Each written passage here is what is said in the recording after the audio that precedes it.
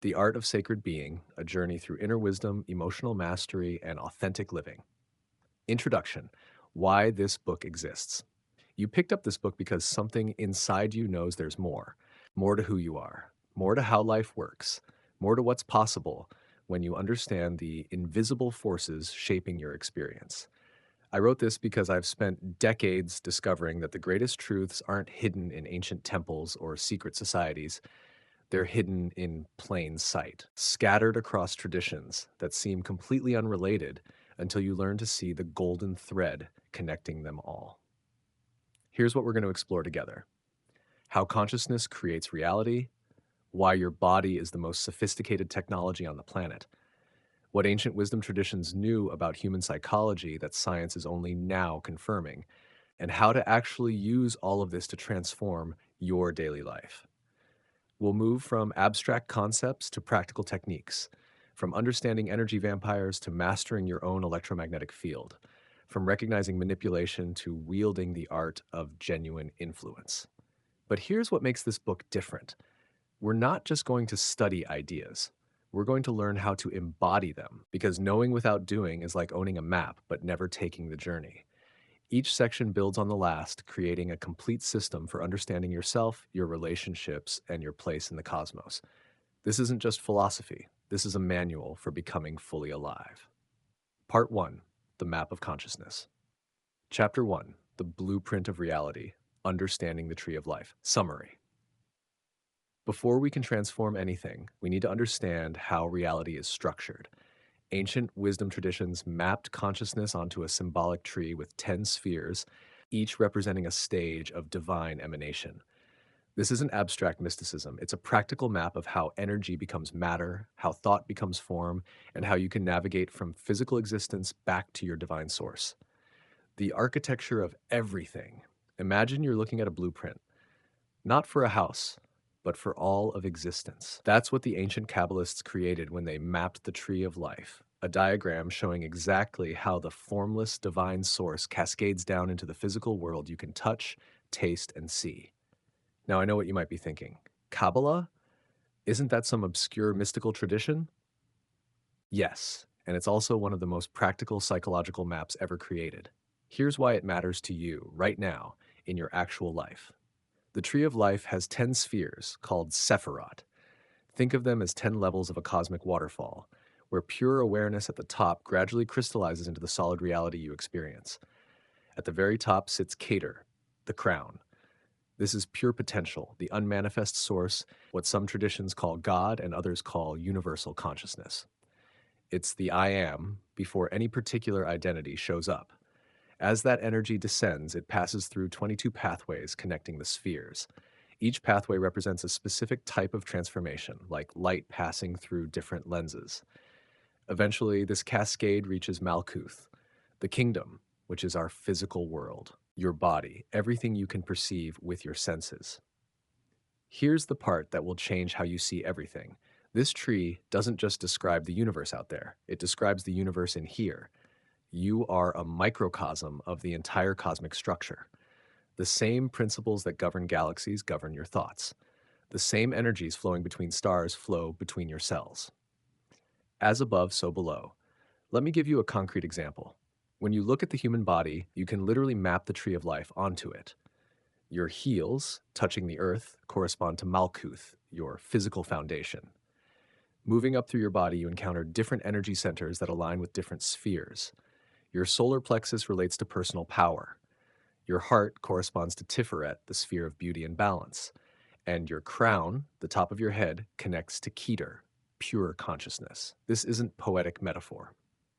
This is a functional description of how your awareness operates through different frequencies. When you're caught up in survival fears, you're operating from the lower spheres. When you're experiencing profound love or creative inspiration, you're accessing the higher spheres. The tree gives you a map for understanding exactly where you are and where you can go. The ancient Egyptians understood this deeply. Look at their artwork depicting gods with animal heads. They weren't suggesting these beings literally looked like that. They were showing you which aspects of consciousness, which spheres on the tree, each figure represented. Thoth with the ibis head symbolizes the heart's wisdom. Horus, as the falcon, represents the brainstem's lightning fast neural processing. The body as temple. And here's where it's really practical. The Kabbalistic tree isn't just something to study, it's something you can practice with. There's a tradition called practical Kabbalah that uses this map for personal transformation. The idea is that when you incarnate, when you're born into this physical life, you come with a specific energetic configuration. Your tree of personal life shows the unique arrangement of these spheres and pathways based on your name, your birth date, and other personal elements. Why does this matter? Because it reveals your mission, the activities that bring you deepest fulfillment, whether that's art, science, teaching, building, healing. These aren't random. They're encoded in your energetic blueprint. When you align your daily actions with this deeper pattern, life flows. When you fight against it, everything feels like upstream swimming. Now let's talk about something that will blow your mind if you really sit with it. The traditional image of the Kabbalistic tree shows a hidden sphere called Dot. It sits in the middle of the tree, not always visible, representing a kind of secret knowledge. On a personal level, Dot is the gateway you access during deep meditation. That space where the conscious mind quietens and you receive direct insight. Think about those moments when you just know something without knowing how you know. That's Dot. Those sudden downloads of understanding, those creative breakthroughs that seem to come from nowhere. You're touching this hidden sphere. The cosmic connection. Every sphere on the tree of life connects to a celestial body. This isn't astrology in the newspaper horoscope sense. It's a recognition that the planets represent specific frequencies of consciousness. Mars isn't just a red rock in space. It's the principle of assertion, protection, boundary setting. Venus isn't just the morning star. It's the principle of harmony, beauty, and connection. When ancient people looked at the sky, they weren't just tracking objects. They were reading a cosmic clock that maps the same energies operating within you. The 7 classical planets correspond to the 7 major energy centers in your body. Monday connects to the moon, Tuesday to Mars, Wednesday to Mercury, and so on. These aren't superstitions. They're reminders that your internal rhythms dance with cosmic rhythms. Key takeaway: you are not separate from the universe. You are its living expression. The same structure that organizes galaxies organizes your consciousness. Reflection prompt: where in your life do you feel most in flow? Can you identify which sphere or energy center that might correspond to? Chapter 2: the inner technology you're already wearing. Summary: your physical body is the most advanced piece of technology ever created. Understanding how it actually works, from the electrical nature of your nervous system to the magnetic power of your heart, gives you access to capacities most people never develop. This chapter explores the hidden architecture of human design and what it reveals about your true nature. The electrical is something that will change how you think about every sensation you've ever experienced. Your body is an electrical machine. Not metaphorically, literally. Every cell, every nerve, every thought operates through electrical impulses. Your 5 senses? They're not windows to an external world. They're electrical interfaces translating vibrations into experience. Here's what happens when you see something. Light waves enter your eyes and hit your retina.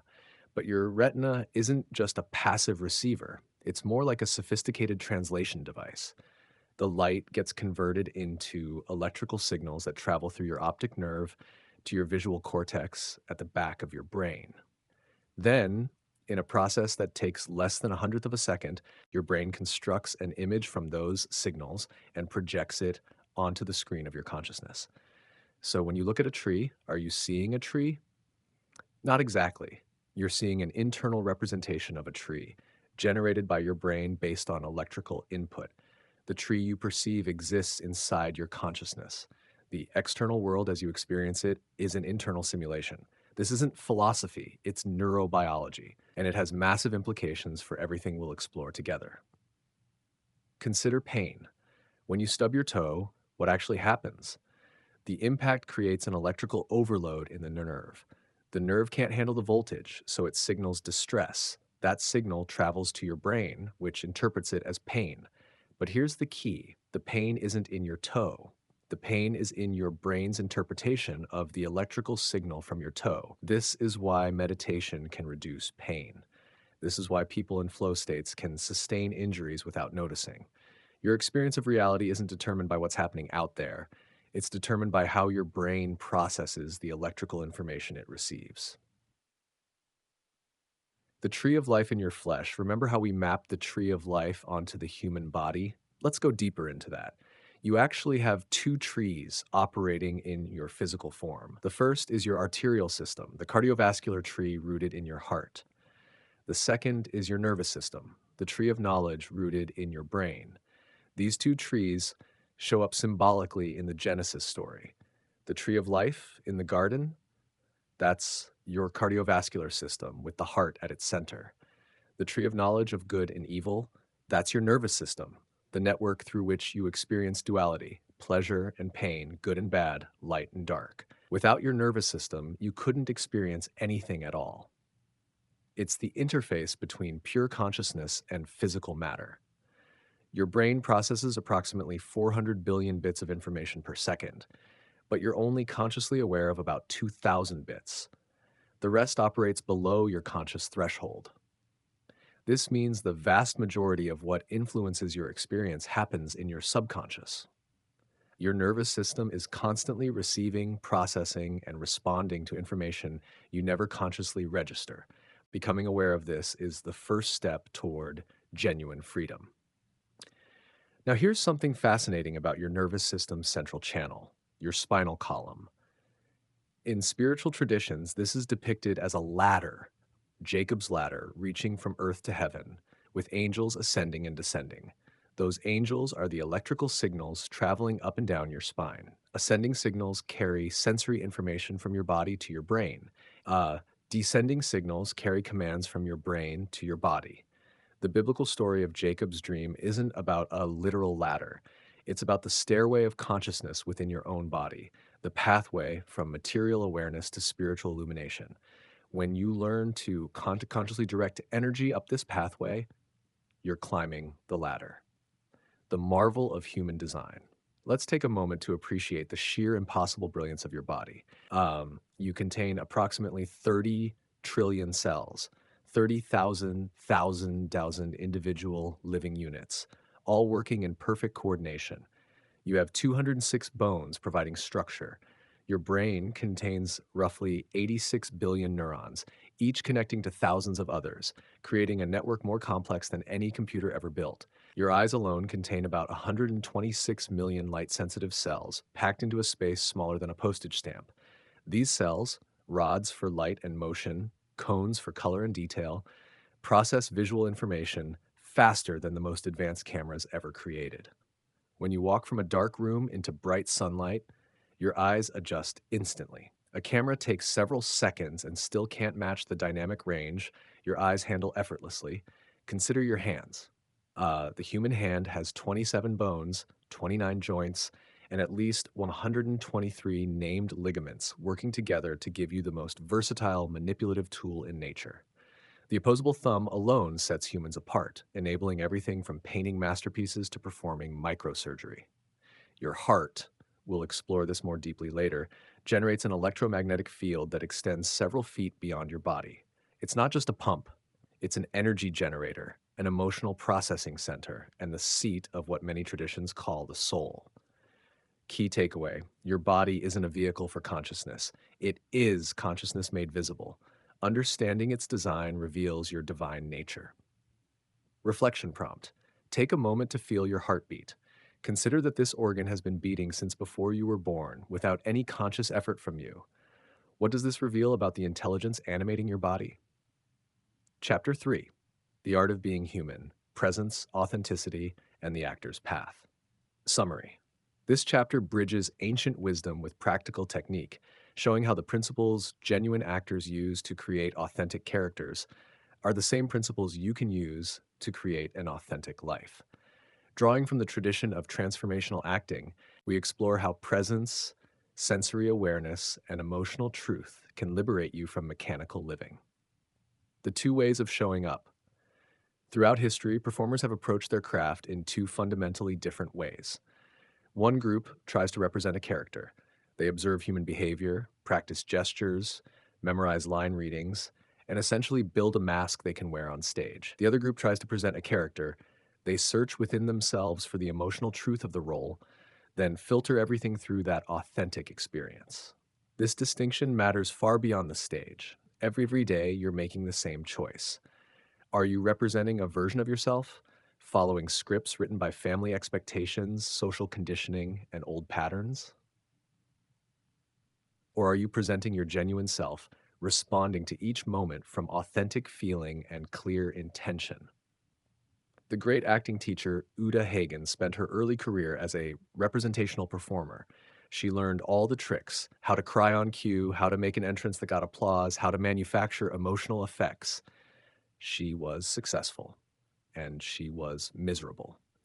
Then she worked with a director named Harold Clurman, who refused to accept her tricks. He demanded that she stop performing and start being. He told her to strip away the mask and let the character flow through her genuine experience. At first, she floundered. She didn't know who she was without the techniques she'd relied on. But something remarkable happened. When she stopped trying to be effective and started trying to be truthful, audiences connected with her more deeply than ever before.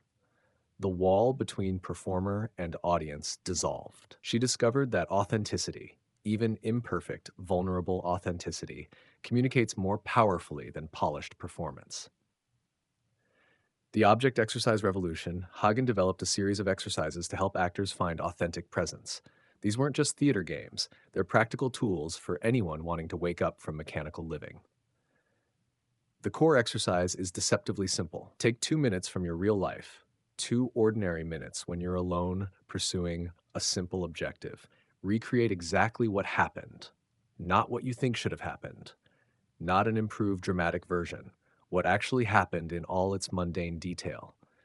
Here's why this matters. Most of us have never actually paid attention to 2 minutes of our existence. We go through life on autopilot, barely registering our own behavior. But when you try to recreate those 2 minutes precisely, your physical actions, your inner thoughts, the objects you interacted with, the sensations you felt, you discover that even doing nothing involves a complex choreography of attention and intention. Let me walk you through this. Suppose you're coming home exhausted. Your objective is simple: get comfortable. But what does that actually involve? You open the door, you set down your bag, you kick off your shoes, noticing that the left one requires an extra shove. You check the mail, sorting bills from junk. You fill a glass with water from the tap, noticing the slight chlorine taste. You sit heavily on the couch, feeling the cushions yield. Your mind drifts to an unfinished conversation from earlier. You pick up your phone, check it, set it down again. Each of these micro actions contains a world of sensory information, emotional undertones, and decision points. When you learn to observe them in yourself, you can then bring that same detailed attention to the roles you play in life. This connects directly to what we explored in the previous chapters. Your nervous system is processing 400 billion bits of information per second. Most of this never reaches conscious awareness. The object exercises train you to expand your conscious bandwidth to bring more of your experience into the light of awareness. The 3 steps of entrance. Every moment is an entrance. Every new room, every new conversation, every transition in your day. Most of us stumble through these entrances without preparation. We carry the energy of the previous moment into the new one, not fully present for either. Hagen developed a simple 3-step process for making clean entrances. Step 1. What did I just do? Before entering a new space or situation, briefly connect with what you were doing immediately before. This anchors you in continuity rather than fragmentation. Step 2. What am I doing right now? This brings you into the present transition. You're not yet in the new situation. You're in the threshold. Feel your hand on the door, notice your breath, be exactly where you are. Step 3. What's the first thing I want? This points you toward your immediate objective. Don't overthink it. What's the simplest, most honest desire that will carry you forward? Try this tomorrow morning when you enter your kitchen. Before opening the door, acknowledge what you just did. Maybe you brushed your teeth, maybe you got dressed, then feel yourself standing at the threshold. Then identify what you want. Maybe a cup of coffee, maybe just to see if the morning light is coming through the window. This simple practice transforms mechanical movement into conscious action. It's a micro meditation built into the transitions of your day. Key takeaway: authentic presence isn't a personality trait, it's a skill. Like any skill, it develops through deliberate practice. Reflection prompt: choose one transition today: entering your workplace, coming home, walking into a meeting. Practice the 3 steps. Notice how it changes your experience of arrival. Part 2: The Architecture of Emotion. Chapter 4: The Emotional Body: Understanding Your Inner Weather Summary. Emotions aren't just feelings, they're energy states that directly shape your physical reality. This chapter explores the science and spirituality of emotional intelligence, including how positive and negative emotions affect your electromagnetic field, how to transform destructive emotional patterns, and why emotional mastery is the foundation of all genuine power. The physics of feeling everything in the universe is vibration. Sound, light, matter, all of it exists as frequencies at different levels of density. Your emotions are no exception. They are energetic states with specific vibrational signatures that radiate from you and interact with the world around you. Research has confirmed what mystics have known for millennia. The human heart generates an electromagnetic field approximately 5,000 times stronger than the brain's. This field extends several feet beyond your physical body.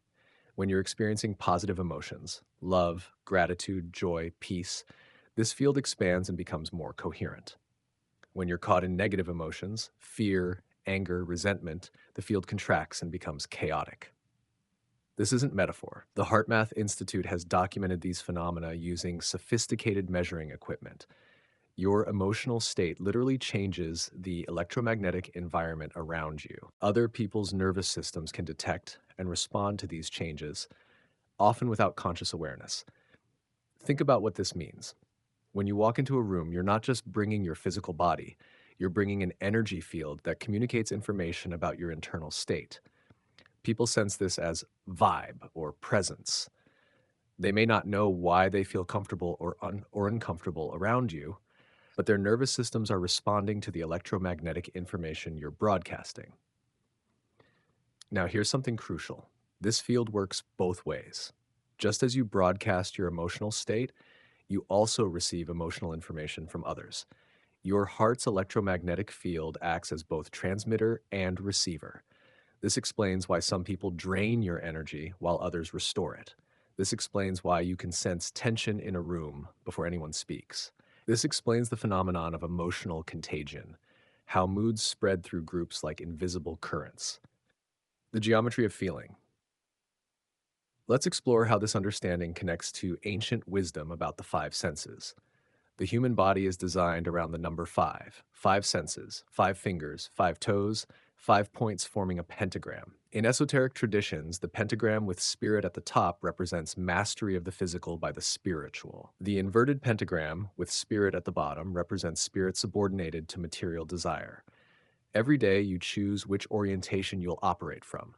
When you're constantly reacting to sensory input, chasing pleasure, avoiding pain, responding to external triggers, you're living in the inverted pentagram. The physical world is running you.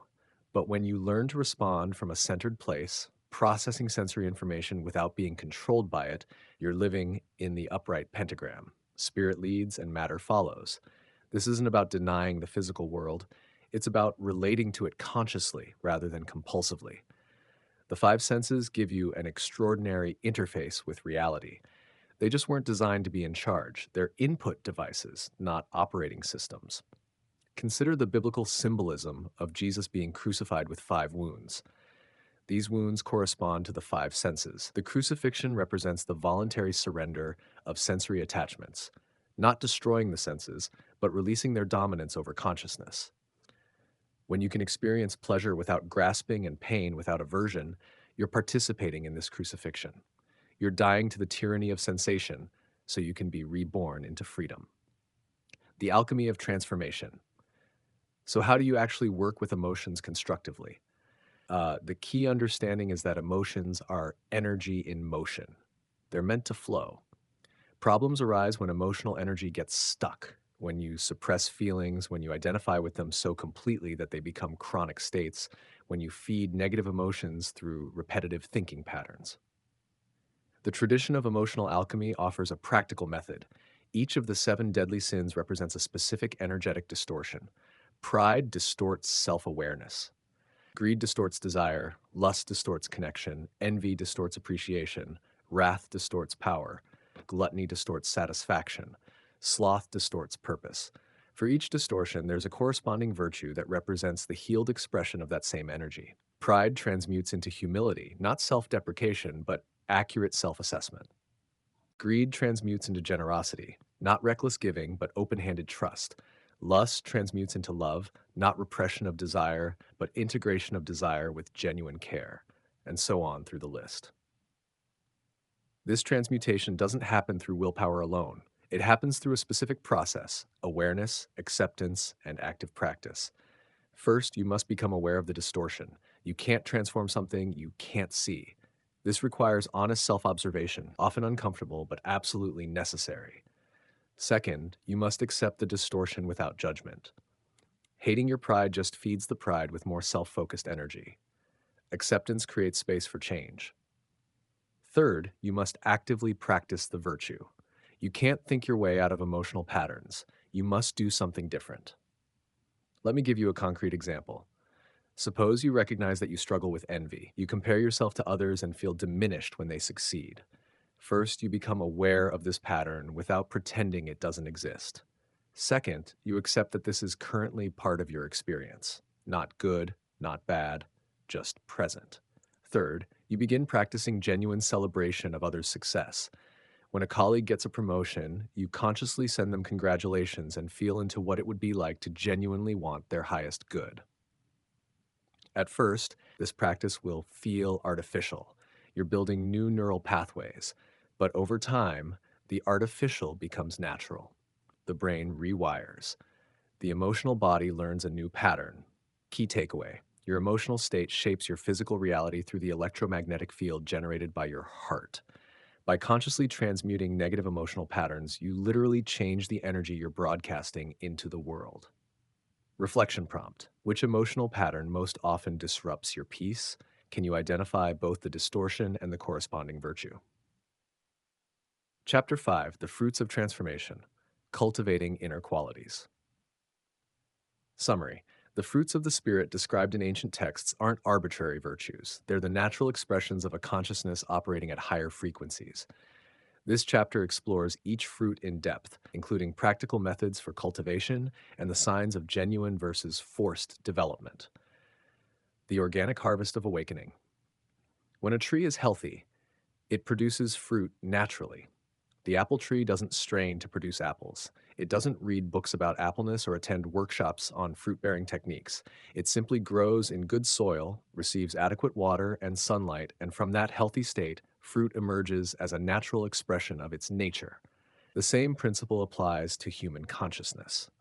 The fruits of the Spirit, love, joy, peace, patience, kindness, goodness, faithfulness, gentleness, self-control, aren't achievements you earn through effort. They're the natural expressions of a psyche operating from alignment rather than distortion.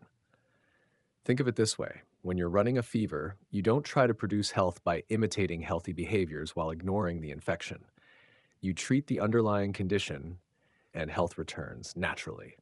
Similarly, you don't become loving by forcing yourself to act loving while your internal state is chaotic. You address the internal chaos, the fear, the resentment, the shame, and love emerges spontaneously because it was always your natural state. This understanding transforms spiritual practice from grim duty to joyful cultivation.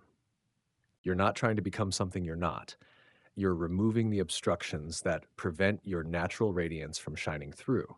Like a sculptor who said the statue was already in the marble, his job was just to remove everything that wasn't the statue. The 9 expressions. Let's explore each fruit briefly, understanding both its essence and its counterfeit. Love isn't sentimentality or neediness. It's the active willing of the highest good for another, without condition or expectation. It operates from fullness, not emptiness. When you love genuinely, you're not trying to get something. You're sharing what you already possess. Joy isn't the same as happiness. Happiness depends on circumstances. Joy persists through circumstances. It's the deep well being that comes from knowing your essential nature, the unshakable peace beneath all surface turbulence. Peace isn't just absence of conflict, it's the active presence of harmony, the integration of all parts of your being into a unified whole. Peace happens when your thoughts, emotions, and actions align with your deepest values. Patience isn't passive waiting, it's active trust in the timing of life, the spaciousness to allow processes to unfold naturally without forcing. Impatience comes from the illusion that you should be able to control everything. Patience comes from the wisdom that you can't, and that's okay. Kindness isn't niceness. Niciness often comes from fear of disapproval. Kindness comes from genuine recognition of another's humanity.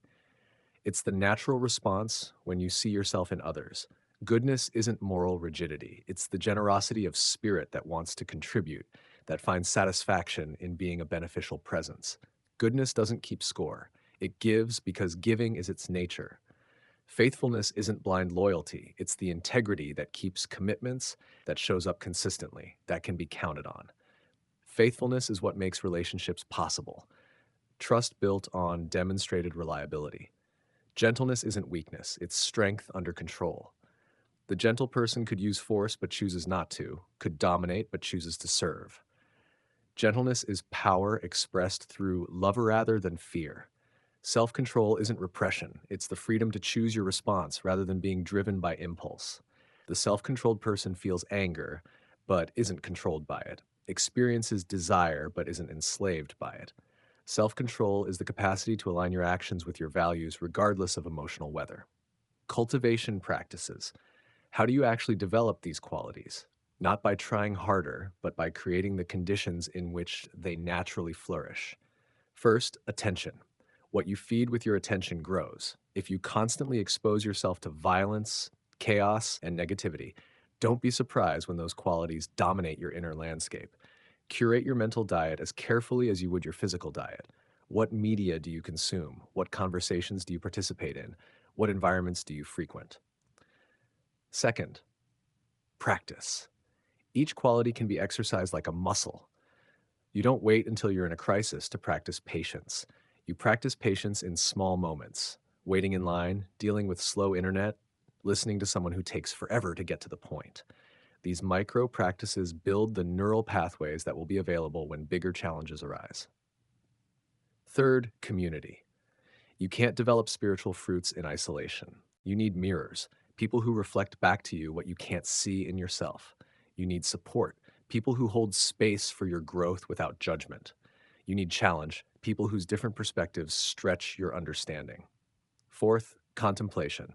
Take time to be still and reflect. The fruits of the Spirit aren't produced by busyness. They emerge in the spaces between activities, in the quiet moments when you stop doing and start being. Key takeaway: the fruits of the Spirit are your natural state, not achievements to earn. Remove the obstructions, the fear, the grasping, the resistance, and they emerge spontaneously. Reflection prompt: which of these fruits feels most present in your life right now? Which feels most distant? What conditions might be supporting or obstructing its expression? Part 3: The Shadow and the Light.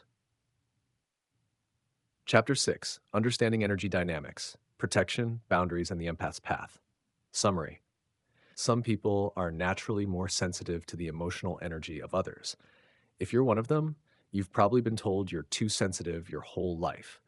This chapter reframes sensitivity as a capacity rather than a liability, explores how to protect yourself from energy drain, and provides practical strategies for thriving as a highly sensitive person in an often overwhelming world. The gift you didn't know you had. Let's start with a distinction that changes everything. There's a difference between having empathy and being an empath. Almost everyone has some capacity for empathy, the ability to understand what someone else is experiencing, to put yourself in their shoes. But empaths experience something more. They don't just understand others' emotions intellectually, they feel them. Sometimes they absorb them, carrying emotional states that aren't even their own. If you're an empath, you've experienced this. You walk into a room and suddenly feel anxious, only to discover that someone there is anxious. You feel inexplicably sad, Then learn that a friend you haven't talked to is going through something difficult. You get overwhelmed in crowds, exhausted after social interactions, and need significant alone time to recover. Society often pathologizes these experiences, labeling you as shy, antisocial, or overly sensitive. But these labels miss the point entirely. Your sensitivity isn't a flaw, it's a capacity. Like any capacity, it needs to be understood, developed, and managed, not suppressed or apologized for. Here's what's happening energetically. Your electromagnetic field, generated primarily by your heart, is more permeable than most people's. You're receiving emotional information that others filter out. This is like having a radio receiver that picks up stations most radios can't detect. The challenge isn't the sensitivity itself. The challenge is learning to modulate it, to turn down the volume when needed, to distinguish between your own emotions and others, to protect yourself from energetic overload. The three types of empathy. Understanding the different ways empathy operates will help you work with your sensitivity more skillfully. Cognitive empathy is the ability to understand what someone else is thinking or feeling. It's like mental perspective taking. You can see the logical chain of their emotional response, predict their likely behavior, and respond appropriately. This form of empathy is useful in leadership, negotiation, teaching, any situation where understanding others' mental states is valuable. Emotional empathy is the direct experience of another's feeling state. When someone near you is sad, you feel sad. When they're excited, you feel excited. This happens through the mechanism of mirror neurons in your brain, specialized cells that fire both when you perform an action and when you observe someone else performing it. Emotional empathy creates connection but can also lead to emotional contagion, catching feelings that aren't yours. Compassionate empathy combines understanding with motivation to help. You not only perceive what someone feels and perhaps feel it yourself, you're moved to alleviate their suffering. This is the most integrated form of empathy, balancing concern for others with the wisdom to know what help is actually helpful. Empaths tend to have high emotional empathy and compassionate empathy, sometimes at the expense of their own well being. The goal isn't to reduce your empathy, it's to add discernment, boundaries, and self care to your natural sensitivity, energy vampires, and how to handle them. Now we need to talk about something uncomfortable. There are people who will drain your energy if you let them. The term energy vampire might sound dramatic, but it describes a real phenomenon. These individuals, whether consciously or unconsciously, feed on the emotional energy of others because they struggle to generate their own. Energy vampires come in several varieties. The victim constantly has problems they want you to solve, dramas they want you to witness, complaints they want you to hear. Every interaction leaves you depleted. The critic builds themselves up by tearing others down. The controller needs to dominate every situation. The passive aggressive creates tension through indirect hostility. The drama queen or king manufactures crises because chaos is their comfort zone. Here's what's crucial to understand. Energy vampires aren't necessarily bad people. Many are genuinely suffering, but your compassion must be balanced with wisdom. You can't help someone whose strategy is to take without giving. You can't fill a bucket with a hole in the bottom, and you certainly can't serve anyone if you're completely drained. The first step is recognition. Notice how you feel after interactions with specific people. Do you feel energized or exhausted, uplifted or diminished? Your emotional response is reliable data. Trust it, even if you can't logically explain it. The second step is boundary setting. This doesn't mean becoming harsh or unkind. It means being clear about what you can and cannot offer. I can listen for 10 minutes, but then I need to go. I care about you, but I can't solve this problem for you. I'm not available for this conversation right now. These aren't rejections, they're honest communications of your capacity. The third step is energetic protection. Visualize yourself surrounded by light. Set the intention that you'll receive only what serves your highest good and return anything that doesn't belong to you. Some people find it helpful to imagine a protective sphere, a cloak of light, or a filtering membrane around their energy field. Whether you understand this psychologically or metaphysically, it works by programming your subconscious to maintain stronger boundaries. The fourth step is disengagement when necessary. Some relationships cannot be made healthy. Some people will continue to drain you regardless of your boundaries. In these cases, the most loving action for both them and yourself is to create distance. You're not abandoning them. You're recognizing that your continued presence enables their dysfunction and depletes your capacity to serve anyone else. Practical protection techniques. Let me give you some specific practices you can use immediately. The shower visualization. When you shower in the morning, imagine the water washing away not just physical dirt, but energetic residue from the previous day. See it flowing down the drain along with any emotions, thoughts, or energies that don't belong to you. Step out of the shower feeling clean on every level. The cord cutting meditation. Sit quietly and bring to mind someone who drains your energy. Notice where in your body you feel the connection, often in the solar plexus or heart area. Visualize cords of energy connecting you to this person. Then, with intention and without malice, imagine cutting those cords with golden scissors, a sword of light, or whatever imagery works for you. Watch the cords retract. See yourself as separate, autonomous, free. The grounding practice. When you feel overwhelmed, place both feet flat on the ground. Imagine roots growing from the soles of your feet deep into the earth. Breathe slowly, and with each exhale, send excess energy down through these roots into the earth, which can handle any intensity. With each inhale, draw up stabilizing earth energy. This practice connects you to something solid and enduring beneath the chaos of daily life. The mirror technique. When interacting with someone who's projecting negativity, imagine a mirror between you facing them. Whatever they're sending bounces back to them. You're not absorbing anything. You're simply reflecting, allowing them to receive their own energy while you remain clear and unaffected. Key takeaway.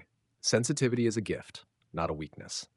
The goal is not to become less sensitive, but to develop the skills, discernment, boundaries, and self-care that allow your sensitivity to flourish without overwhelming you.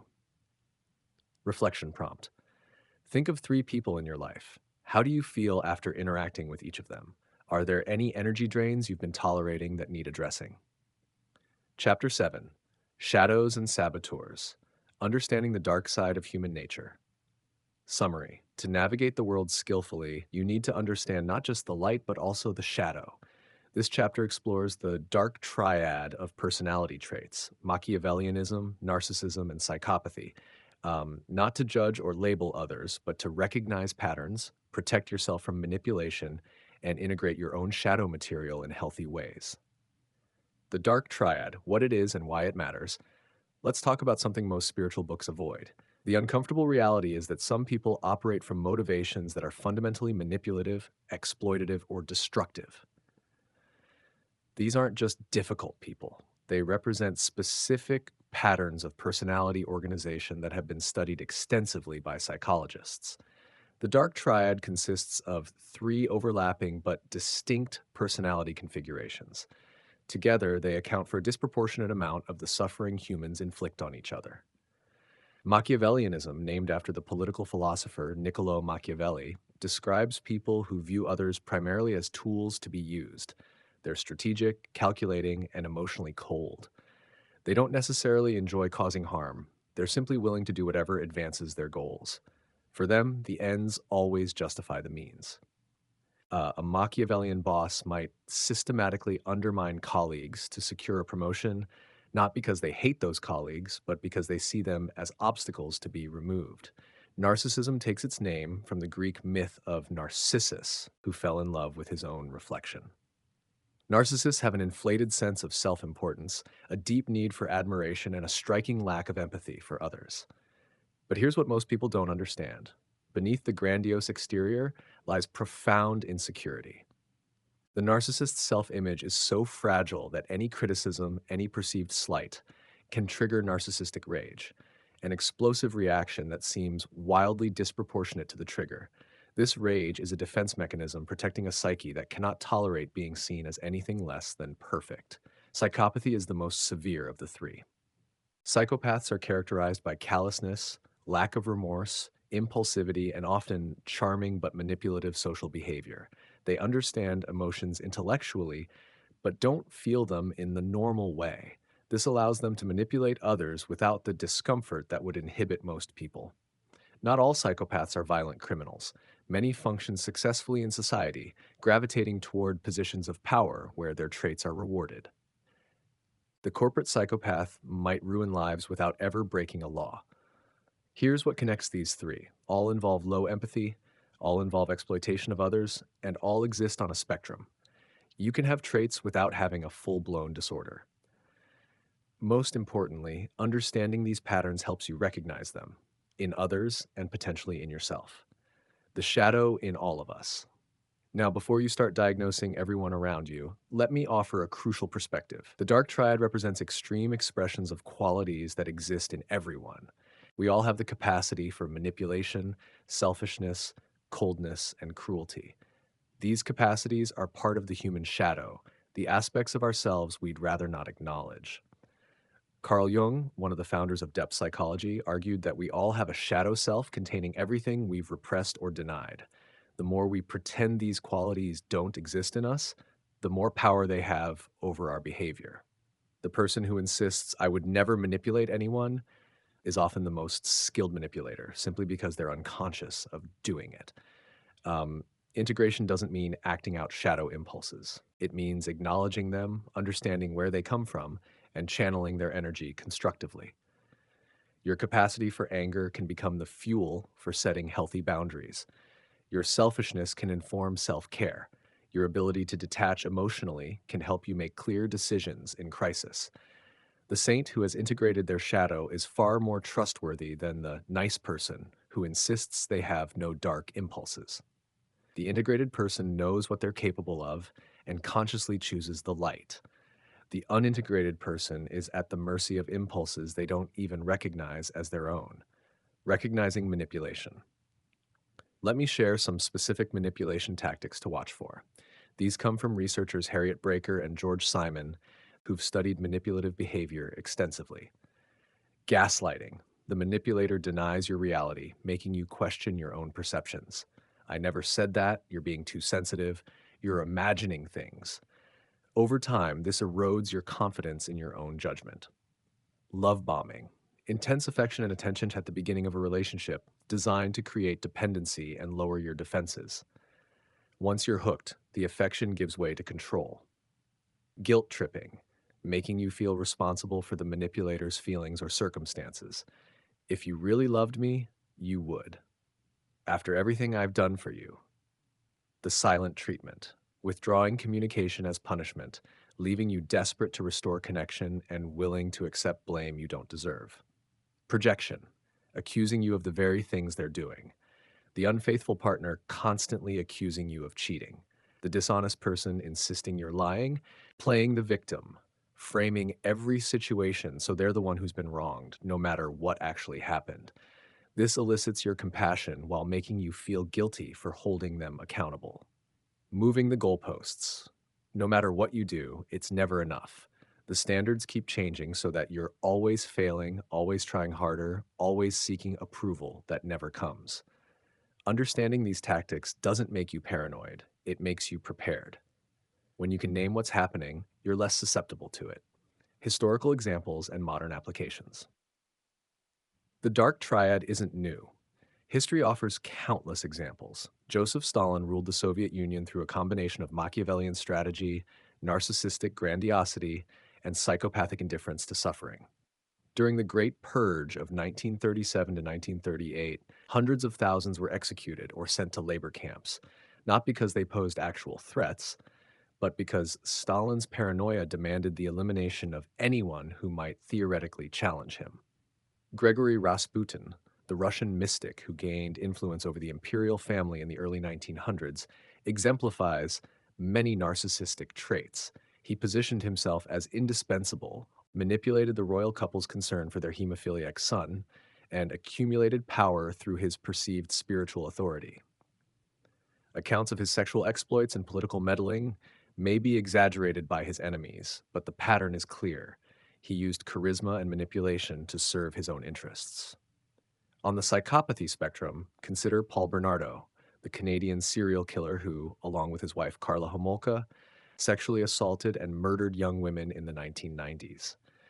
Interviews with Bernardo reveal his complete lack of remorse, his cognitive understanding that society considered his actions wrong, and his utter emotional indifference to his victims' suffering.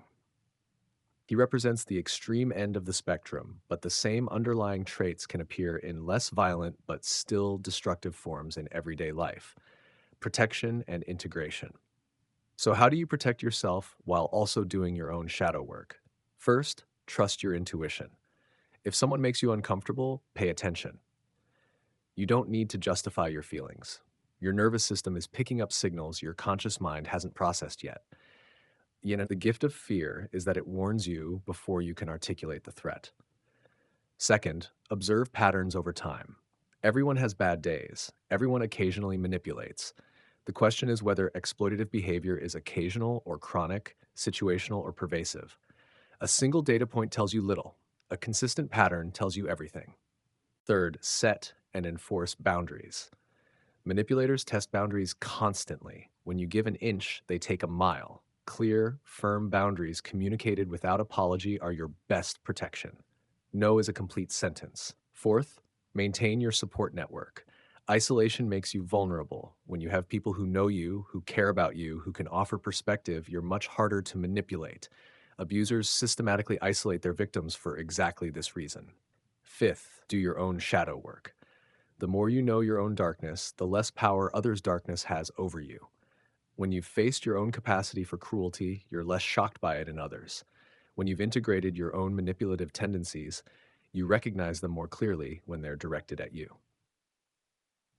Key takeaway: understanding the dark triad isn't about judging others, it's about recognizing patterns, protecting yourself, and integrating your own shadow. The goal is not to become paranoid, but to become wise. Reflection prompt: can you recall a time when you manipulated someone, even subtly? What need were you trying to meet? How might you meet that need more directly and honestly? Chapter 8: The Theater of Manipulation: Persuasion, Influence, and How to Recognize Both. Summary: not all influence is manipulation. This chapter explores the psychology of persuasion, how people influence each other, what distinguishes ethical influence from manipulation, and how to protect yourself while also developing your own capacity for positive social impact. The architecture of influence. Every day, you're influenced and you influence others. This isn't inherently problematic, it's how human society functions. Parents influence children to develop healthy habits. Teachers influence students to engage with learning. Friends influence each other toward growth. The question isn't whether influence happens, but how it happens and toward what ends.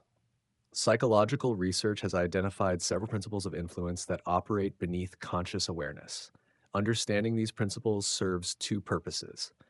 It protects you from manipulation, and it gives you tools for ethical persuasion when you genuinely have something valuable to offer. Let's walk through the major principles of persuasion, drawing from decades of research in social psychology. The first principle is reciprocity. Humans have a deep-seated tendency to return favors. When someone does something for you, you feel obligated to do something for them. This isn't just social convention. It appears to be wired into our neurobiology. Salespeople exploit this by offering free samples or small gifts. Politicians exploit this through constituent services. Charities exploit this by sending you address labels you didn't ask for. Here's how to protect yourself. Recognize the reciprocity impulse when it arises.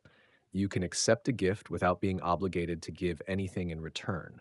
The discomfort you feel is just conditioning, not moral law. And when you offer something genuinely, do so without strings attached. Pure generosity expects nothing back.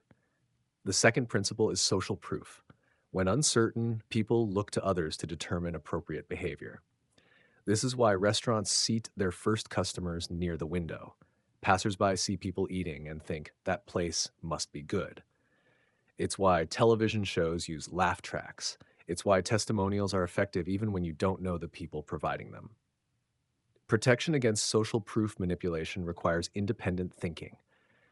Before following the crowd, ask yourself, what would I do if no one else were doing anything? What do I actually think, feel, or want in this situation? The crowd isn't always wrong, but it's not always right either. The third principle is liking. People are more easily influenced by people they like. What makes people likable? Similarity, compliments, familiarity, physical attractiveness, and association with positive things. Salespeople are trained to find common ground with customers, to use first names, to mirror body language, all strategies that increase liking and therefore increase influence. To protect yourself, distinguish between genuine connection and manufactured rapport. Liking someone is fine. Being influenced by liking is also fine, so long as you're aware it's happening. The danger comes when liking bypasses your critical thinking. You can like someone and still say no. The fourth principle is authority. People tend to obey authority figures, sometimes to shocking degrees. The famous Milgram experiments demonstrated that ordinary people would administer what they believed were dangerous electric shocks to others, simply because an authority figure in a lab coat told them to continue. We're conditioned from childhood to defer to authority. Protection requires understanding that authority is contextual. A doctor's authority applies to medicine, not necessarily to investments. A celebrity's authority might apply to entertainment, not necessarily to politics. And even legitimate authorities can be wrong. Question credentials, question expertise, question whether the authority figure has conflicts of interest. The fifth principle is scarcity. People want things more when they believe those things are rare or might become unavailable. Limited time offers, exclusive access, only 3 left in stock, all scarcity tactics. The fear of missing out is powerful because it bypasses rational evaluation and triggers emotional urgency. Protection. Pause. Scarcity creates artificial urgency. Real opportunities rarely require immediate decisions. When you feel pressured to act quickly, that's a red flag.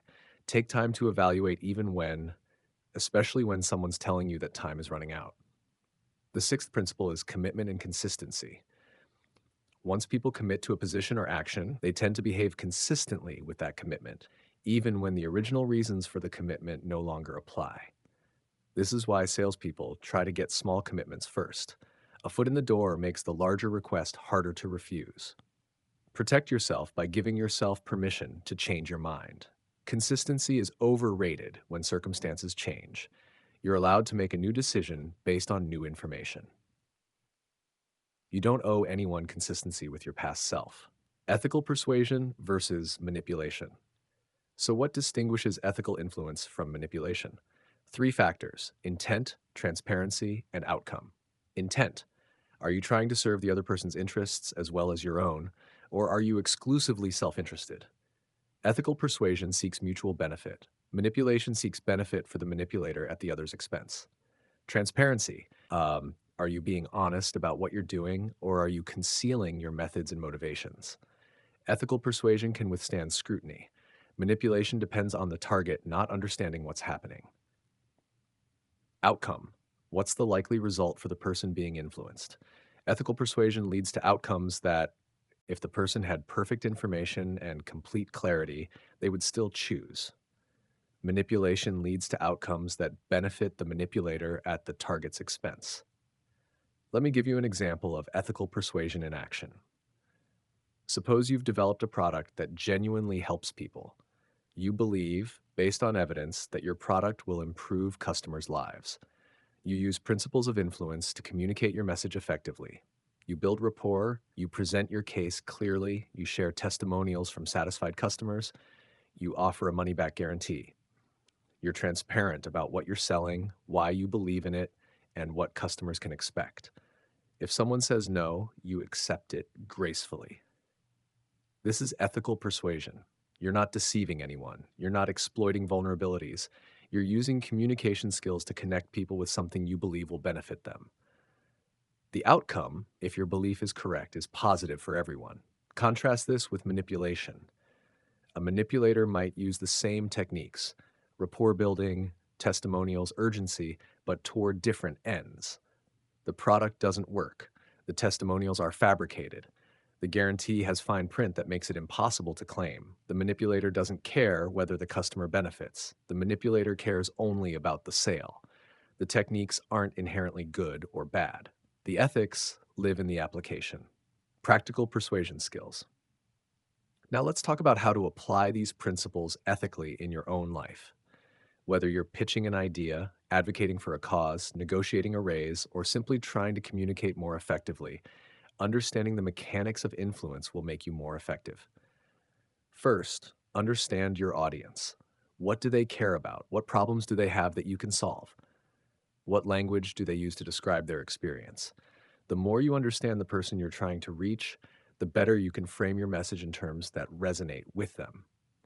Second, lead with value. Before asking for anything, give something. This activates the reciprocity principle, but in an ethical way. Share useful information. Offer genuine help. Make a connection. When you've established yourself as someone who contributes, people are naturally more receptive to your requests. Third, be credible. Don't exaggerate. Don't make promises you can't keep. Don't pretend to expertise you don't have. Credibility is hard to earn and easy to lose. When people trust that you're being straight with them, influence flows naturally. Fourth, tell stories. Facts inform, but stories move. When you wrap your message in narrative, people engage emotionally as well as intellectually. A well-told story can communicate more in 2 minutes than a PowerPoint presentation can in an hour. Fifth, make it easy to say yes. Reduce friction. Clarify the next step. Address potential objections before they arise. The harder you make it for someone to comply, the less likely they will, regardless of how much they want to. Sixth, accept no gracefully. Ethical influence includes respecting others' autonomy. When someone declines, thank them for their time and leave the door open. Pressuring after a no damages relationships and reputation, subliminal persuasion, and conversational hypnosis. Beyond the classic principles, there are subtler forms of influence worth understanding. Conversational hypnosis uses language patterns to bypass conscious resistance and communicate directly with the subconscious mind. This isn't stage hypnosis where people cluck like chickens. It's a more sophisticated application of how language shapes experience. When you tell someone, I'm not sure if you're ready to make this decision yet, but I'm confident that when you do, you'll feel good about it, you're embedding a command. You'll feel good about it within a seemingly neutral statement.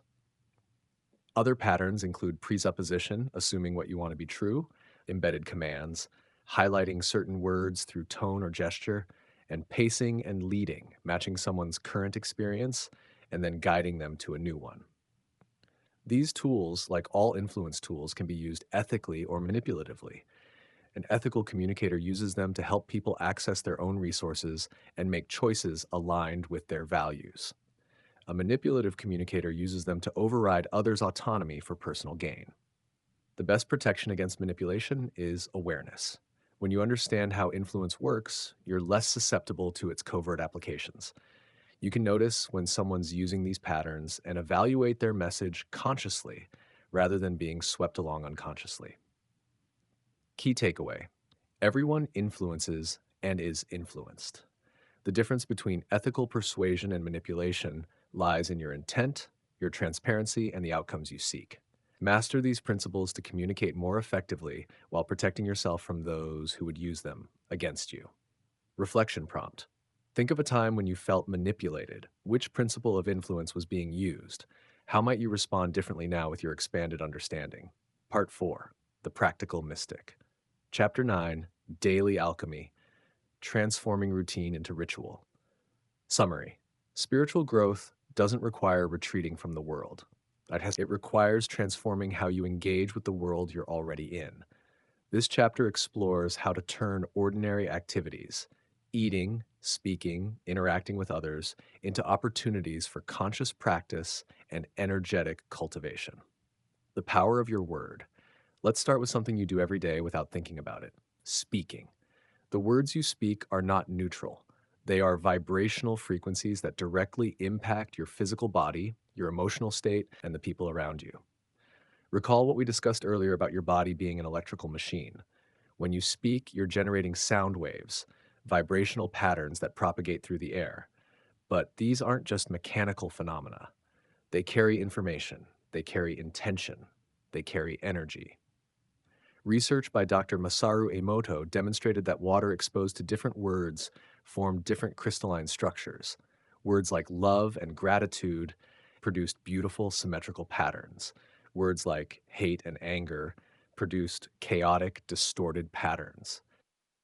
Given that your body is approximately 70 to 80% water, consider what your daily vocabulary is doing to your internal crystalline structure. This isn't just about being positive, it's about understanding the mechanics of verbal vibration.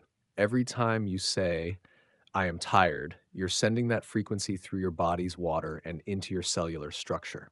Every time you say, I am blessed, you're doing the same with a different frequency. The phrase abracadabra comes from ancient Aramaic and roughly translates to, I create as I speak. This isn't superstition, it's physics. Your words are creating states of consciousness, creating energetic patterns, creating the atmosphere in your home and workplace. What follows I am has particular power because it's a statement of identity. Your subconscious mind receives these statements as instructions. I am worthless programs worthlessness. I am capable programs capability. The words you habitually follow I am with are literally shaping your self concept, which in turn shapes your behavior, which in turn shapes your life.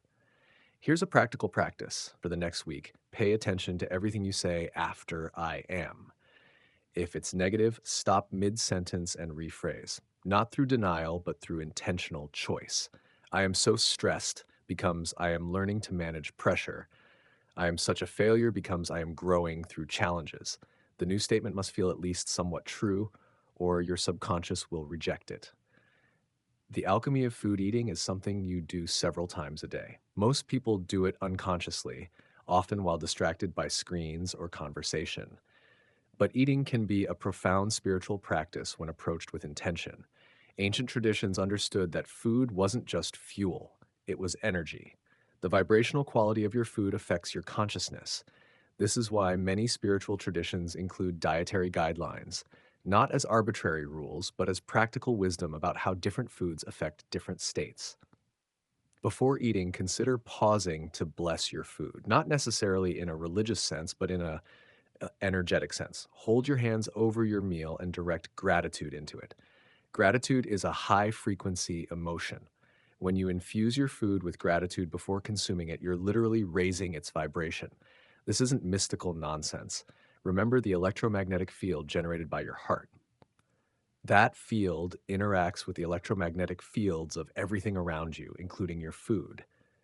Intention directs energy. Your intention as you eat shapes what you're consuming on an energetic level.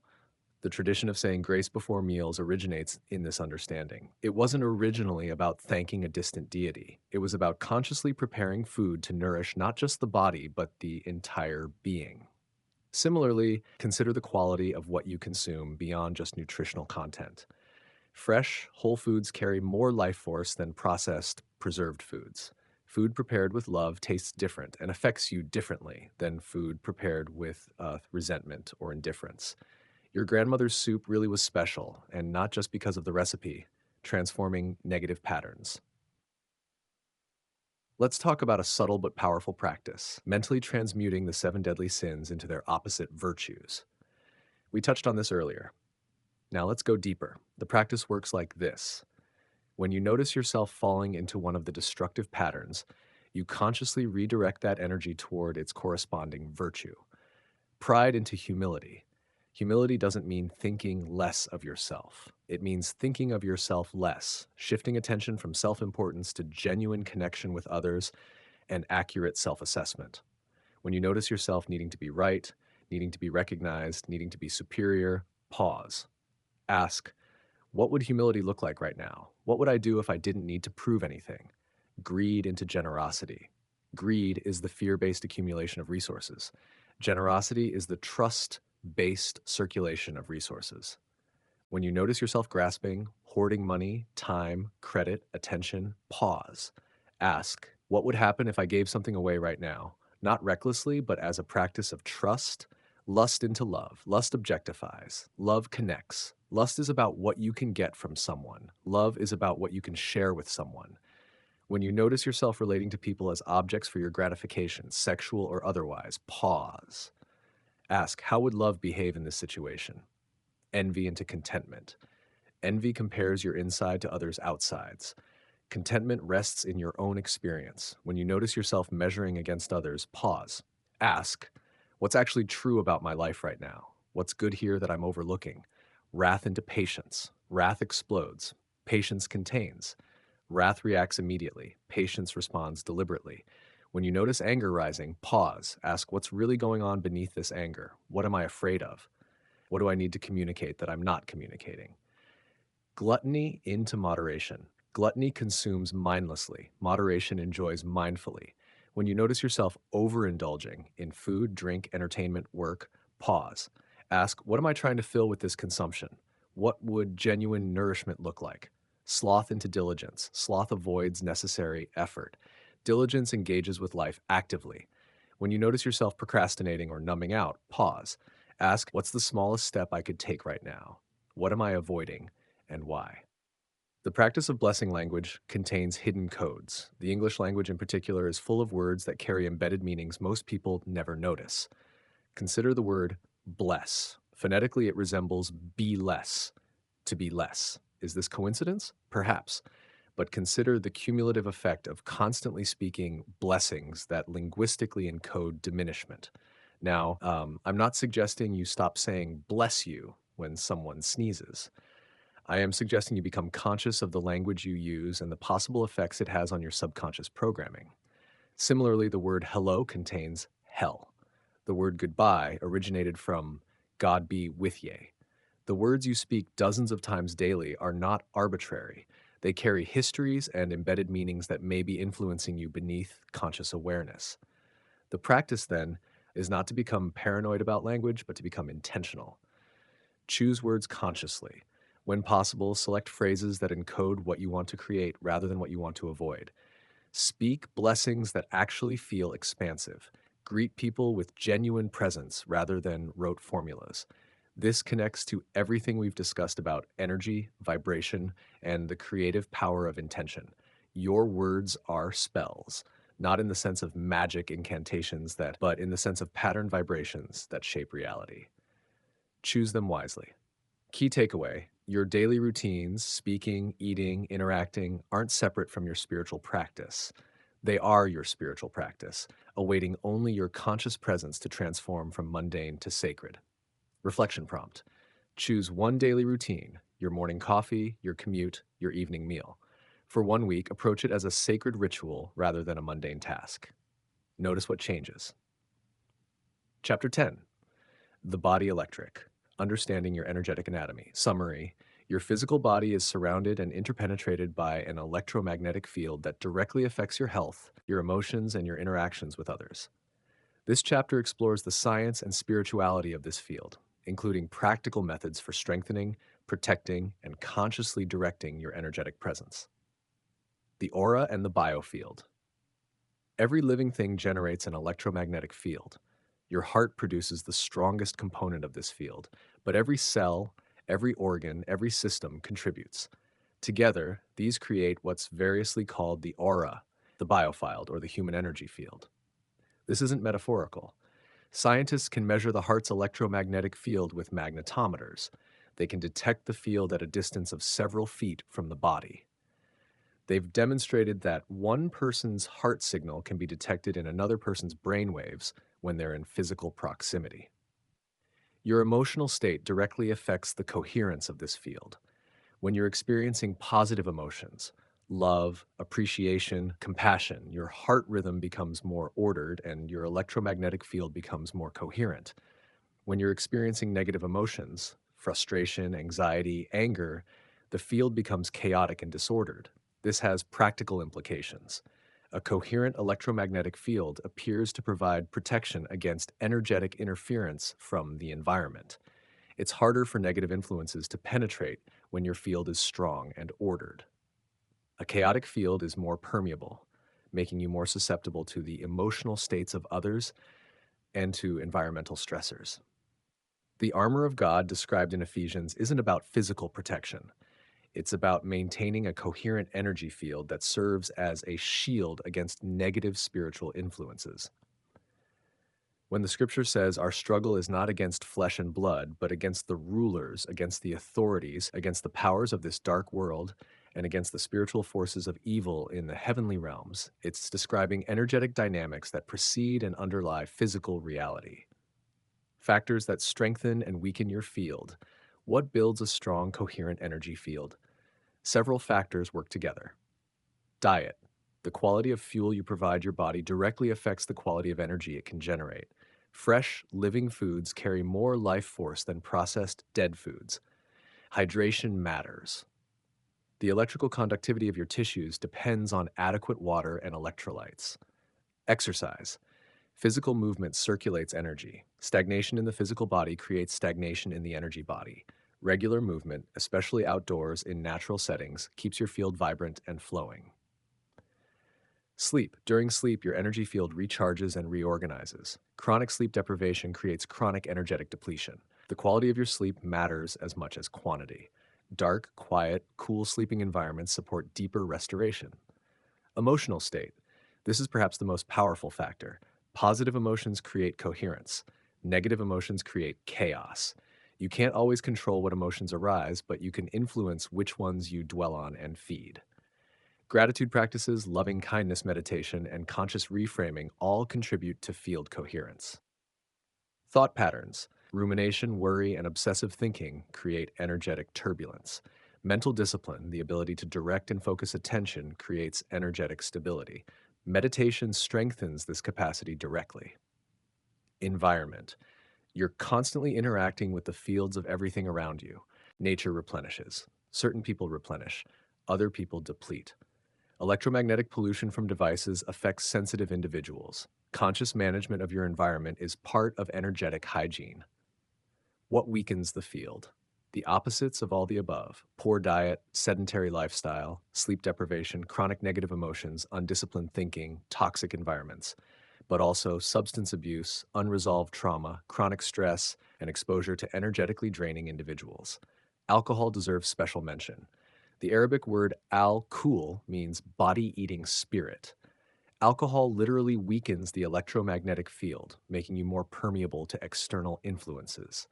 This is why people under the influence often behave in ways uncharacteristic of their sober selves. Their normal energetic boundaries are compromised, and they're more susceptible to whatever energies are present. Practical field maintenance. Let me share some specific practices for maintaining a healthy energy field. Morning grounding. Before you check your phone or engage with the day's demands, take a few minutes to ground. Place your bare feet on the earth if possible. Visualize roots extending from your feet deep into the ground. Breathe slowly and deeply, feeling the stability of the earth beneath you. Set an intention for how you want to move through the day. Midday reset. Around lunchtime, take a brief pause. Close your eyes for a few minutes. Visualize your energy field contracting to a comfortable, contained sphere around your body. Notice anywhere the field feels thin or chaotic. Breathe into those areas, imagining them filling with coherent light. Release any tension you've accumulated during the morning. Evening clearing. Before sleep, release the day's energetic accumulations. The shower visualization described earlier works well. Alternatively, visualize a golden comb moving through your field, removing any energetic debris. Breathe out whatever you've picked up from others. Return to your own baseline. Protection practice. When you know you'll be entering a challenging environment or interacting with draining people, take a moment to set a protective intention. Visualize yourself surrounded by coherent light. Set the boundary that you'll receive only what serves your highest good and return everything else. This doesn't make you impervious, but it strengthens your natural defenses. Heart coherence practice. Several times daily, bring your attention to your heart. Breathe slowly and deeply, imagining the breath flowing in and out through your heart center. Recall a memory of genuine love or appreciation. Feel that feeling in your chest. This practice, developed by the HeartMath Institute, measurably increases heart rhythm coherence and strengthens the electromagnetic field.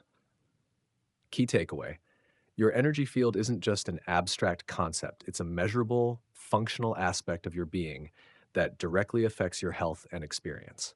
Treat it with the same care you give your physical body. Reflection prompt: can you feel your energy field? Close your eyes and bring your hands close together without touching. Slowly move them apart and back together. What do you notice? This sensitivity can be developed with practice. Chapter 11: Higher Planes, Deeper States, Exploring Consciousness Beyond the Physical Summary. Physical reality is just one dimension of experience. Your consciousness can access other planes, the mental, the astral, the Buddhic, through deliberate practice. This chapter explores these dimensions and provides practical methods for expanding your awareness beyond the limitations of three-dimensional perception. The architecture of reality.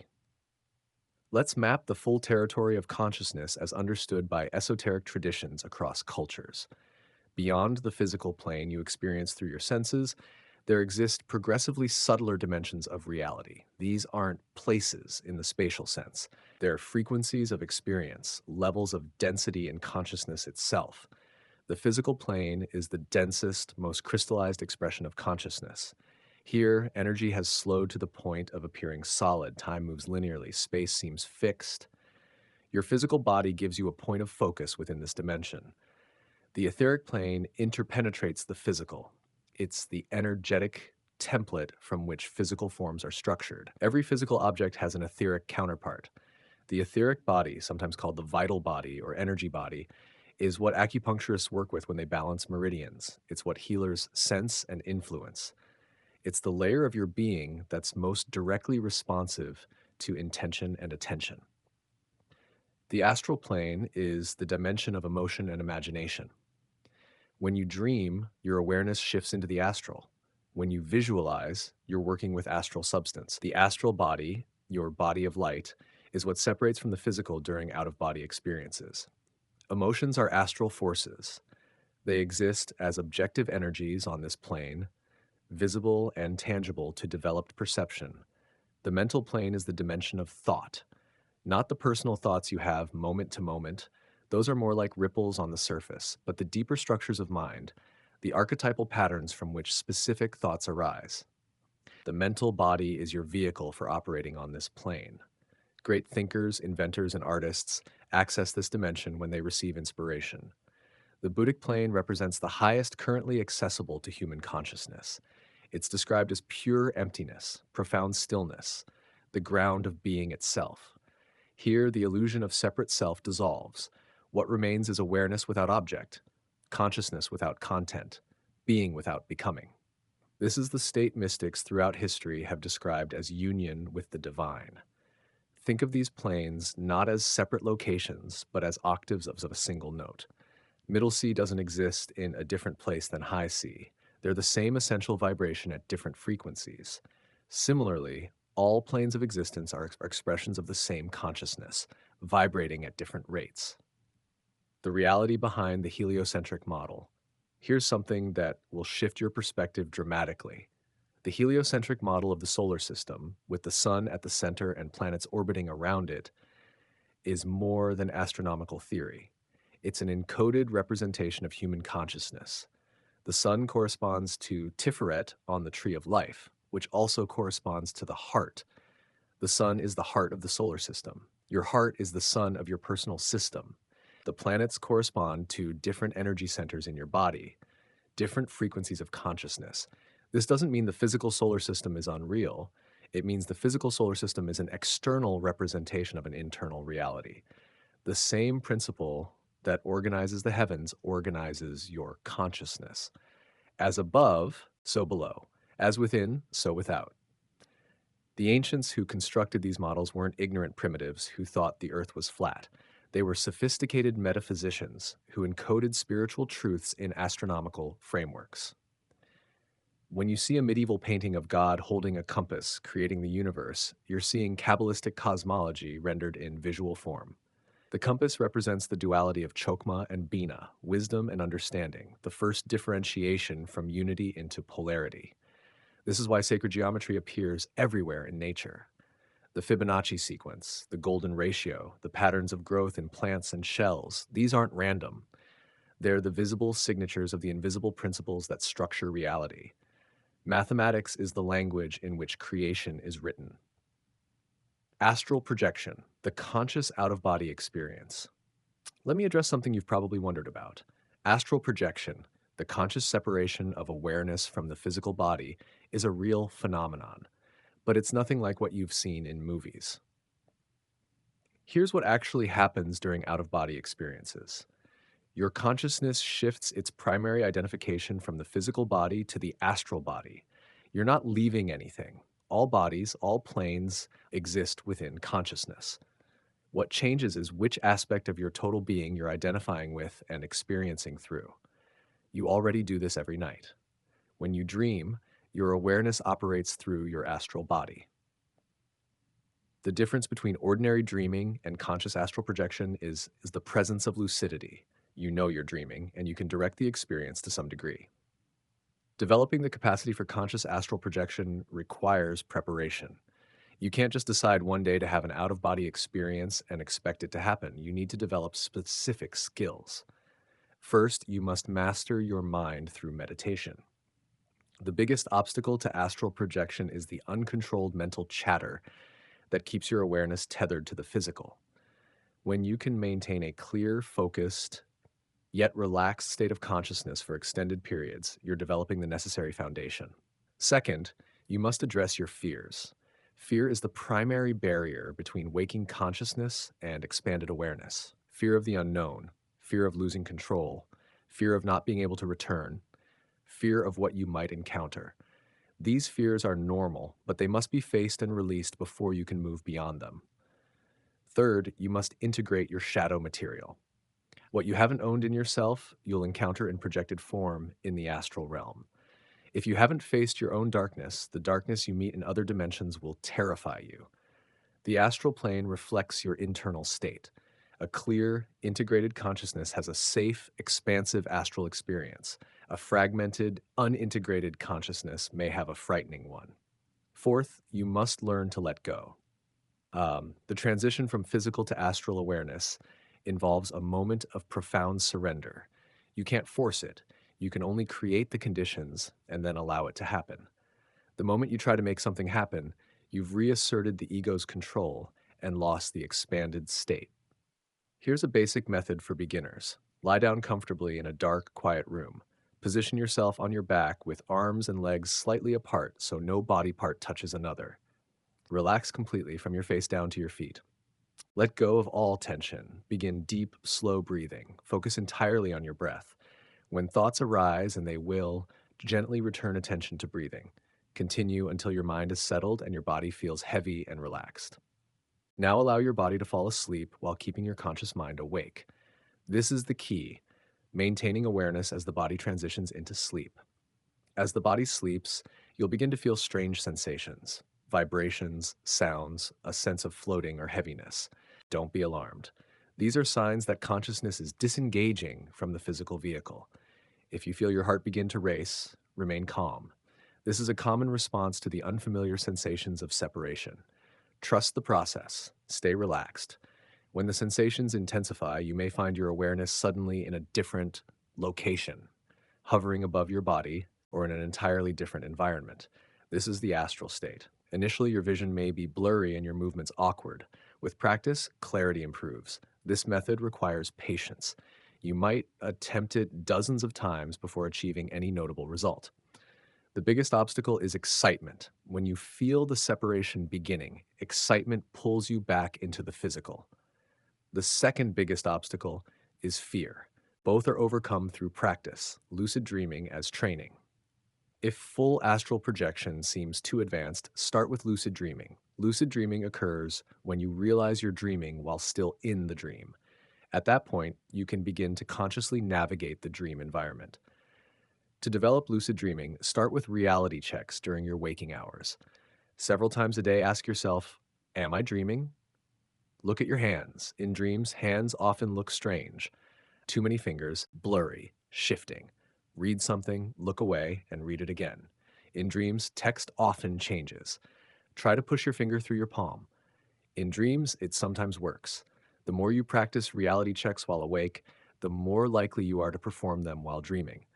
When you do a reality check in a dream and realize you're dreaming, you've achieved lucidity. Once lucid, stay calm. Excitement will wake you up. Rub your dream hands together to stabilize the experience. Look around slowly, taking in details. Remind yourself that you're safe, that this is your own consciousness you're exploring, that you can wake up at any time. With practice, lucid dreams can become extraordinarily vivid and meaningful. You can explore symbolic landscapes that reveal aspects of your psyche. You can practice skills that transfer to waking life. You can receive creative inspiration and spiritual insight. The dream state is not unreal. It's a different order of reality, operating by different laws, but no less significant than physical reality. Key takeaway: your physical body and waking consciousness represent just one dimension of your total being. Through deliberate practice, you can access broader dimensions of experience, gaining insight, healing, and expanded awareness. Reflection prompt: have you ever had a dream so vivid it felt real? A moment of sudden lucidity where you knew you were dreaming? These experiences are glimpses of your larger capacities. How might you cultivate them further? Part 5: Living the Wisdom. Chapter 12: Synthesis. Putting it all together. Summary. We've explored consciousness, energy, emotion, influence, and expanded awareness across these chapters. Now it's time to integrate everything into a coherent daily practice. This chapter provides a framework for living the principles we've discussed, transforming intellectual understanding into embodied wisdom. The daily practice framework: knowledge without application is entertainment. If you've made it this far, you now know a great deal about how consciousness creates reality, how your energy field operates, how to work with emotions, how to recognize manipulation, and how to access expanded states. None of it matters if you don't use it. Let me offer a simple framework for daily practice, not another burden to add to your already full life, but a way of approaching what you already do with heightened awareness and intention. Begin your day before you engage with the world, before checking your phone, before turning on news, before any input. Take 5 minutes, just 5, to sit quietly and center yourself. Feel your breath, feel your body, sense your energy field. Set an intention for how you want to move through the day. Not a to-do list, an intention of quality. Today I will meet whatever comes with presence. Today I will notice beauty. Today I will be kind. Whatever feels authentic. During the day, practice micro meditations at transitions. Before entering your workplace, pause. Before a meeting, breathe. Before a meal, appreciate. Before responding to something triggering, count 3 breaths. These micro practices prevent you from being swept along unconsciously by the momentum of events. Pay attention to your energy throughout the day. Notice what drains you and what replenishes you. Notice which interactions leave you expanded and which leave you contracted. Don't judge, just notice. This data is invaluable for making conscious choices about how you spend your time and with whom. In the evening, take 10 minutes to review. What worked today? Where did you lose presence? What triggered you? What did you learn? This isn't about self-criticism. It's about honest assessment and course correction. Write a few notes if that helps. Before sleep, release the day. The clearing practices we discussed earlier. Let go of what's done. Forgive yourself for what you didn't do perfectly. Set the intention for restful sleep and whatever dreams may come. This is a sustainable practice. Not hours of meditation, not complex rituals, just consistent, conscious attention to how you're moving through your life. The integration of opposites. Throughout this book, we've explored apparent opposites: light and shadow, spirit and matter, self and other, masculine and feminine. Now we need to talk about integration, not choosing one pole over the other, but holding both in dynamic tension. The right and left hemispheres of your brain offer a perfect metaphor. The left hemisphere processes analytically, breaking things down into parts. The right hemisphere processes holistically, perceiving the whole. Both are essential. Neither is sufficient alone. When the hemispheres are synchronized through practices like meditation, certain sound frequencies, or specific breathing techniques, consciousness expands. The internal conflict quiets. You experience a state of flow where action arises spontaneously from presence rather than effort. The Star of David, the hexagram formed by 2 interlocking triangles, symbolizes this integration. The upward pointing triangle represents the masculine principle: fire, ascension, spirit reaching toward the transcendent. The downward pointing triangle represents the feminine principle: water, descension, spirit grounding into matter. Their union creates the balanced state where heaven and earth meet within you. This isn't about gender. It's about principles operating in everyone. You have both masculine and feminine energies. The challenge is to honor both, to let each have its proper expression, to find the dynamic balance that's right for you. The art of sacred relationships. Everything we've discussed applies to your relationships with other people. In fact, relationships are the most powerful spiritual practice there is because they constantly show you where you're still stuck, where you're still reactive, where you still need to grow. Sacred sexuality is part of this. Sexual energy is creative energy, the most powerful force available to humans. When directed consciously, it can fuel spiritual transformation. When expressed unconsciously, it can create chaos and suffering. The act of sex creates an astral bond between partners. Energies, emotions, and information are exchanged through this bond. This is why sex with someone you love feels so different from casual sex. You're not just having a physical experience, you're merging on multiple levels of being.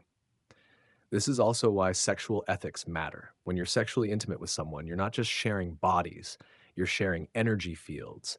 You're creating astral connections that persist beyond the physical act. Being conscious about who you share this energy with and under what circumstances is part of spiritual maturity. The traditions that advocate sex only within committed loving relationships didn't arise from prudishness. They arose from understanding the energetic dynamics involved. Sex within a container of genuine love and commitment creates a different energetic field than sex without that container. Neither is wrong in some absolute sense, but they have different effects. Similarly, consider what you're doing energetically when you engage with pornography or sexual fantasy involving real people. You're creating astral connections. You're directing sexual energy toward images and ideas. This has consequences for your energy field, your relationships, and your spiritual development. The mastery of money, money is energy, not metaphorically, literally. Money represents stored value, potential action, crystallized human effort. Your relationship with money reflects your relationship with energy itself. Tithing, traditionally understood as giving 10% of income, has an esoteric dimension worth exploring. Your conscious mind represents approximately 10% of your mental activity. The other 90% operates subconsciously. True tithing is not just about giving money, it's about offering the 10% of conscious awareness to the divine, quieting the conscious mind so that deeper wisdom can emerge. What you do with your financial resources affects your energy field. Hoarding creates constriction. Generous circulation creates flow. Not because God is keeping score, but because the fundamental nature of energy is movement. When you block the flow in one area, it affects the flow everywhere. This doesn't mean you should give away everything you have. It means you should examine your relationship with money honestly. Where is there fear? Where is there grasping? Where is there resistance to receiving? These patterns aren't just financial, they're energetic, and they'll show up in other areas of your life as well. The path forward. You're at the end of this book, but this is really the beginning of your practice. Everything you've read points toward a way of living that's more conscious, more intentional, more aligned with who you actually are beneath the layers of conditioning. The path isn't linear. You'll have breakthroughs and setbacks. You'll have moments of profound clarity and periods of confusion. You'll integrate some lessons quickly and struggle with others for years. All of this is normal. All of this is part of the process. What matters is that you keep showing up. Keep practicing. Keep bringing awareness to how you're moving through your life. Small, consistent efforts compound over time into significant transformation. Remember the most important principle. You are not trying to become something you're not. You are uncovering what you already are. The divine consciousness that created the universe is not separate from the consciousness reading these words. The separation is an illusion maintained by the thinking mind. When the mind quiets, what remains is what has always been present: pure awareness, unconditional love, infinite intelligence. This is your true nature. Everything we've explored is simply the process of removing whatever obscures it. Final key takeaway. The entire spiritual path can be summarized in 3 words: wake up, grow up, show up. Wake up from the dream of separation. Grow into your full capacity as a conscious being. Show up for your life with presence, purpose, and love. Final reflection. If you fully understood that you are an expression of divine consciousness, temporarily experiencing physical reality through a human body, how would you live differently? What would change tomorrow? Start there.